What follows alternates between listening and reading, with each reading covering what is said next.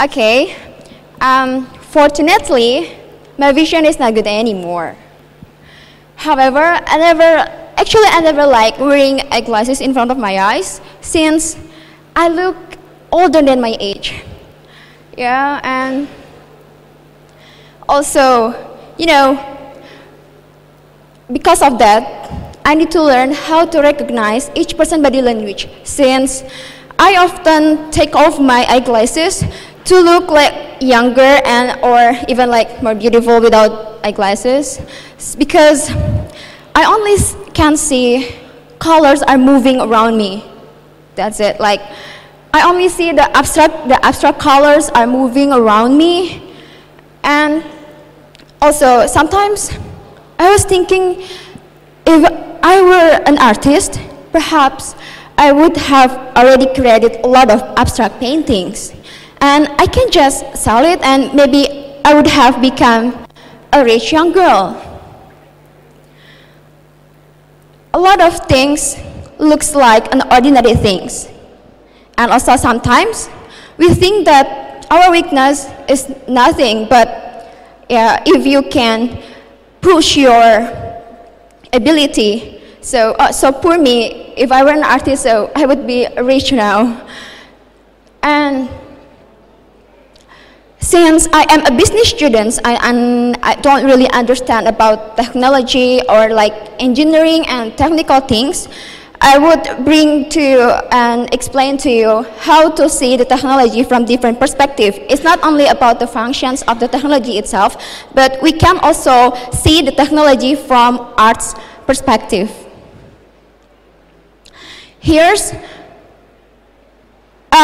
This is the illustrations of the atom. This is the small things that compose every single object in the world. And I want this picture because I want to know how does the atomic look like. Have you ever imagined if you could see the smallest thing in this world, maybe you can find an incredible thing that you never see before. And this picture tries to illustrate how does the atomic look like. How is inside the smallest thing ever in this world. Alright, when I was in high school, and it was the first time I learned about the scientific thing and also chemical things, I often wondered to my teacher, and also I often ask to the teacher, how does the atom look like? Since the teacher only explained about the size of the atom is really small, but it doesn't make sense for me. I don't know why, because to learn something, I have to see it. I have to see and I have to touch, I have to listen about that. But for atom, okay, it is the thing that I cannot see, but so how come that I can understand about that? Every time I ask my teacher, how does the atomic look like? Then the teacher only told me, just imagine the earth and a tennis ball, and then you can compare the size, both of them, that's the atom, as simple as that. But for me, it's not simple. I can't even see the earth, even though I can see from Google or etc. But though I cannot imagine about that. Karena itu gede banget kan, dan gurunya cuma jelasin, ya udah kamu cuman coba, kamu bayangin ada bola tenis, terus disampingin sama bumi gitu. Itu kan susah banget kita imagine-nya. Bahkan kita pun nggak bisa lihat bumi secara langsung kan. Jadinya susah buat anak umur yang 14 tahun untuk berimajinasi seperti itu dan untuk menerima semua pelajaran tentang hal-hal yang mungkin ya susah buat kita untuk mengerti. And then in the next meeting, the teacher explained about another chapter, chemical things. Oh my God, if you ever took a science class, maybe you understand what is that. And this is the periodic table, and you know what? I still remember my teacher ever asked every student to remember all the name of these chemical elements. How come? It's really hard for us, right? It is like more than 50 names that we have to understand, we have to know, but I don't know, I cannot, at the time, I could not understand at all. I could not even remember. I only remember O for oxygen. That's it. Why should I know about them? But in fact, I cannot touch them. I cannot see them at all. Because of that, I always got a problem. I always got a bad score in chemical and physics subject, since I always ask to my teacher that I don't really understand what is this. Why should we learn about this? I don't have any patience in science or chemical things. You know, in Indonesia we have to learn anything, right? We cannot choose what kind of subject that we want to take in here. Then, because my score is never getting better, I started thinking to find a way how can I understand those things. And one day, I took ICT class, TK, and then the teacher asked every student to study about photo editorial through Adobe Photoshop. And then at the first time in the class, the teacher explained about the digital image and etc. Maybe if you are in like graphic designer, you understand more than me. And since that time, I heard about a word pixel. The teacher said that pixel is like the things composing the digital image, every digital image. Then my brain flashed back to the periodic table, atom, and etc. I got an idea. I make an analogy that the pixel is an atom, and then the digital image is the object. Okay, then now I understand. Since that time, I understood something, that we have to be able to see something from different perspective, from different angle.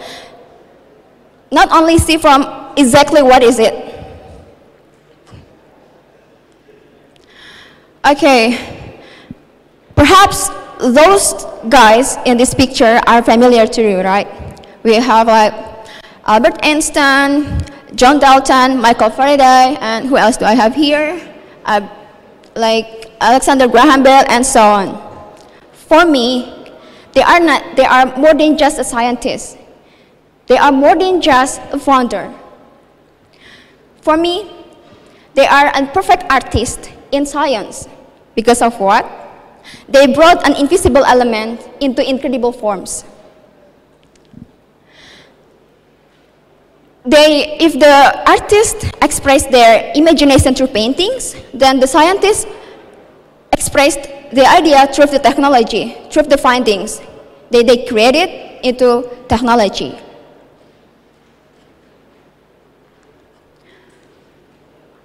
The more people search for them, the more technology will create. Of course, sometimes we are enjoying what is already exists today. The technology that exists today, like, make us sometimes lazy to seek more, to find out more about that things. The power of curiosity brings us to make another findings. In the 21st century, it's easy for us to find the technology. What is the meaning of technology actually? Technology, inventions, even like everybody compete to make new innovations for the betterment. All those things will turn back into like something that maybe we won't appreciate about that, because right now the technology is just a common thing for us, because like smartphone is everywhere, vehicle, like everything is easy now. Sometimes we do not appreciate it. There is a type of people that use the technology. First is consumer. They only consume what the people give, what the people create. And the second is the real user. For the first type of the people, which is consumer, they only accept and maybe they only spend every dollar to buy a new technology only for, like, we can say that they want to be like popular or something, or they don't want to be said as the people who don't understand the technology. But in fact, they don't know how to maximize the functions of the technology that they have. For the second is the people who really buy the technology because they need it. They know how to utilize the technology that they have. For example, for us as a student, like for business student, for example, do we really need like buying Apple product, like Apple laptop, since most of the function in Apple is for like graphic designer, right? But for the business students, sometimes if we want to use the applications for our business, we cannot find it in Apple Store, just like that. Maybe for them, having like expensive technology, the latest technology is cool. But for me, it's not. I will buy the technology that is meant for me. If I only use the technology for like chatting, only for like take a picture, only make a phone call, just buy the cheap one, it's enough. So, in short, how sophisticated the technology is, but it would never give the same value for us, for everyone, because a usefulness is a matter of the usage. Thank you.